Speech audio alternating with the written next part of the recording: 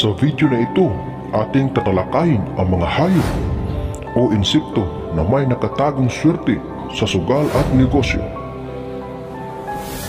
Pero bago ang lahat ng yan, kung bago ka pa lang sa channel na ito at gusto nyo ang mga ganitong usapin, ay inaanyayahan ko kayong pindutin ang subscribe button at ang bell icon nang sa ganon ay lagi kayong ma-update sa tuwing may bago tayong upload.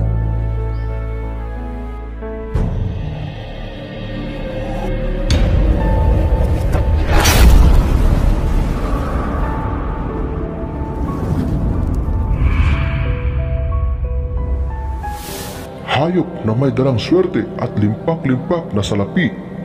Ang mga hayop na ito ay makikita lamang natin sa ating mga paligid. Nangunguna sa ating listahan ang butiki. Ang butiki ay nabibilang sa hayop na reptilia o reptile. Sila ay namamahay o nakatira lamang sa ating kapaligiran o sa ating mismong bahay. Sila ay nocturnal o mga hayop na aktibo sa gabi, pero makikita naman natin sila sa araw.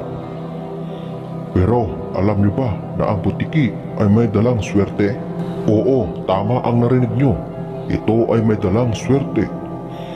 Ang buntot ng butiki, pag ito ay dalawa, ito ang magbibigay sa iyo ng swerte.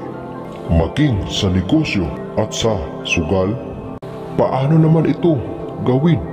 At ang proseso nito, pag may nakita kayong butiki na dalawa ang buntot, ay kunin ang butiki, ingatan na hindi ito mamamatay, at kunin ang kambal na buntot at patakasin ang butiki.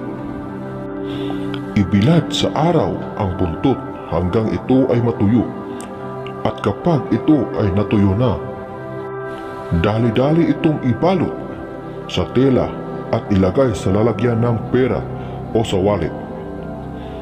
At kapag gagamitin na ito sa sugal, ay hawakan lamang ito o haplosin bago tumaya sa kahit anumang uri ng sugal.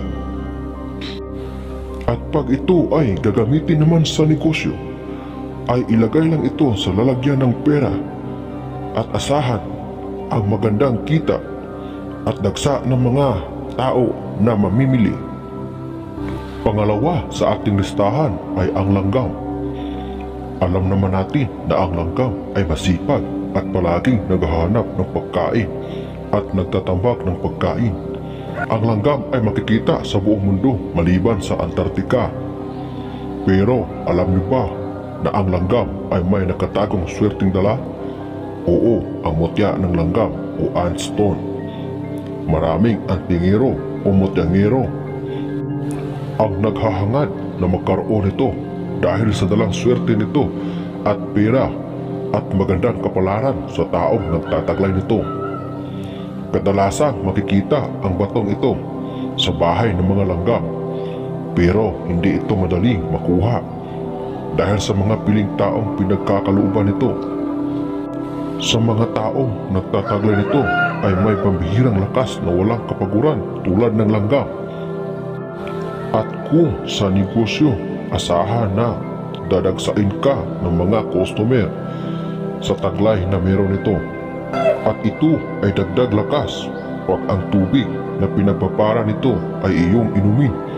Kung ikaw ay piling pagkalooban nito, ay alagaan itong mabuti at huwag pabayaan, dahil ito ay mag-aahon sa iyo sa kahirapan. Gamitin ito sa wasto at tama. Hanggang dito na lamang ang ating kaalaman para sa araw na ito. Muli, maraming salamat sa inyong walang sawang panonood. God bless us all.